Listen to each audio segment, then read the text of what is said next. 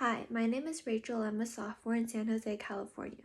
I am the co-founder and president of SafeStrides, a nonprofit organization where we aim to reduce fall risk by spreading awareness and providing an app that provides a step-by-step instructions guide on how to get your fall risk assessment assessed by our app using an AI model.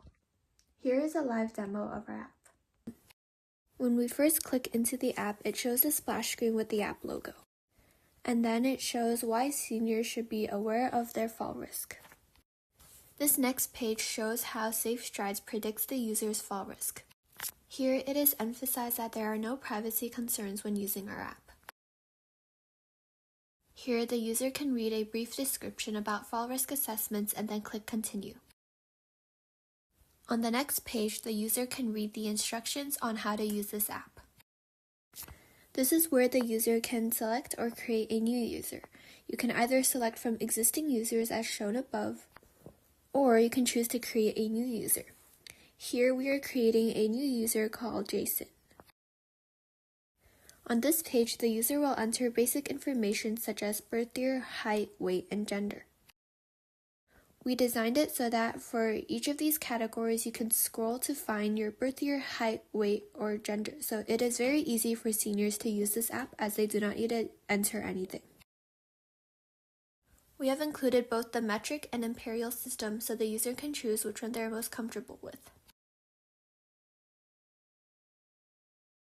On the next page is the fall risk assessment tool, which is a clinical standard, and it is used in our AI model to make predictions as well. The user should go ahead and answer all of these questions, which are yes/no questions. Here we connect the sensor. To learn how to connect the sensor, you can click the instructions button. Next, we start connecting the sensor. As you can see here, since my sensor is turned off right now, the app cannot automatically detect the sensor, so it tells you that the sensor is not found and you should retry and connect the sensor again. However, if you do not have a sensor, you can click Continue without sensor connected. This shows a pop-up that warns you that the fall risk assessment may be less accurate without the IMU sensor, and you should click Agree and Continue if you do not have the sensor. If the sensor didn't connect, you can click Reconnect Sensor.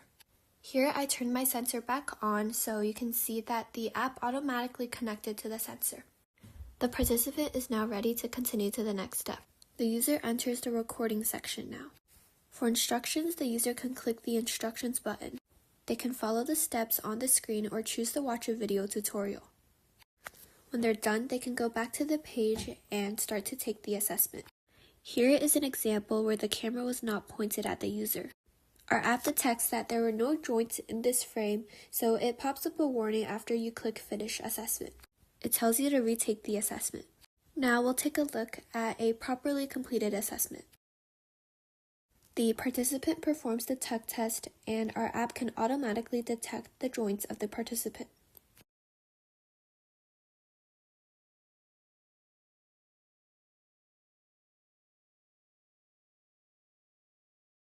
It gives you the option to retake the assessment if it was not performed properly, or you can continue to see results.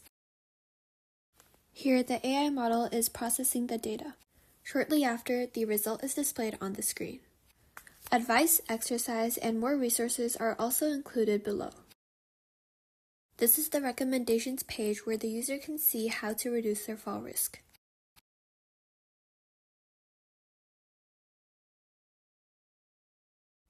The user can also review exercising resources. It first warns the user about when to stop. On the next page are videos for exercises recommended for seniors. All of these are taken from credible hospitals or government websites. You can directly view the videos inside the app. Finally, you can read articles about fall risk. These articles are taken from credible hospitals and government websites as well. You can also directly read these articles in the app.